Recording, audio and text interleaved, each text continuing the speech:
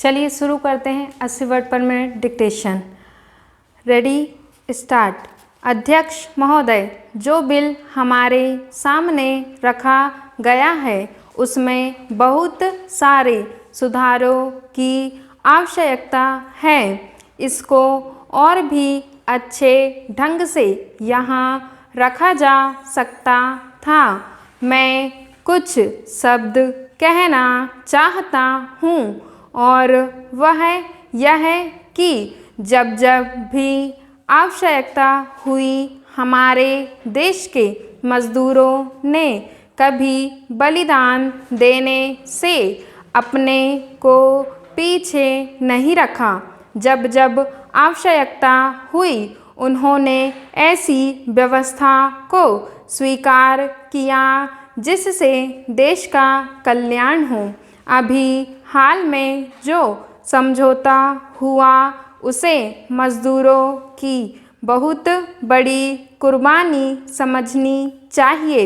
जो उन्होंने की उसे उन्होंने स्वीकार किया, जो शायद साधारण स्थिति में वे स्वीकार नहीं करते, लेकिन फिर भी देश की आवश्यकता को देखते हुए उन्होंने स्वीकार किया।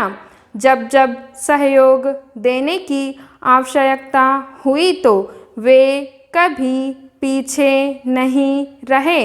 मेरा ख्याल है कि आज जो चीज़ हमारे सामने आई है, यदि विचार विमर्श करते तो उससे अच्छे ढंग से कोई रास्ता सोच करके उनको खुश कर सकते थे और अच्छा रास्ता निकाल सकते थे। चेंज श्रीमान, बहुत सारी बातें हुई, लेकिन एक पहलू पर विचार नहीं किया गया जो मैं यहाँ रखना चाहता हूँ। एक तरफ बात होती है कि लाभ हो तो बोनस मिलना चाहिए, बात सही है, लेकिन कल्पना कीजिए वैसी स्थिति की जहां आप यह कहते हैं कि तुम कभी लाभ नहीं कमा सकते। मैं कोयला उद्योग की बात कहना चाहता हूँ। कोयले की कीमत निर्धारित करने के लिए एक समिति बनी थी। उसने कहा कि इनको अपना खर्चा चलाने के लिए कोयले का जो उत्पादन होता है उसमें आवश्यक है कि कोयले की कीमत बढ़ाई जाए। अभी भी कुछ बातें हैं जिन पर विचार किया जा सकता है। यदि गंभीरता पूर्वक विचार करके यह बिल यहाँ रखा होता तो और भी अच्छा होता। इसमें नियत की बात मैं नहीं कहता।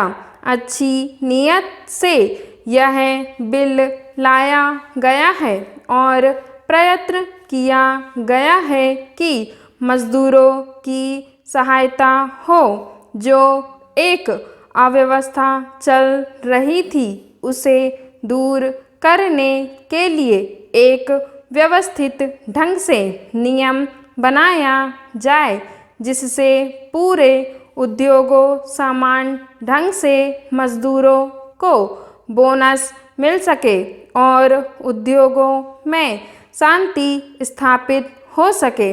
इस बात की कोशिश की गई है, लेकिन इसमें कुछ ऐसी बातें रह गई हैं जिन पर विचार करना अत्यावश्यक है। आपने यह कहा कि पिछली बार जो बोनस का समझौता हुआ था उसमें कुछ अधिक भी दिया जाता था। Full stop.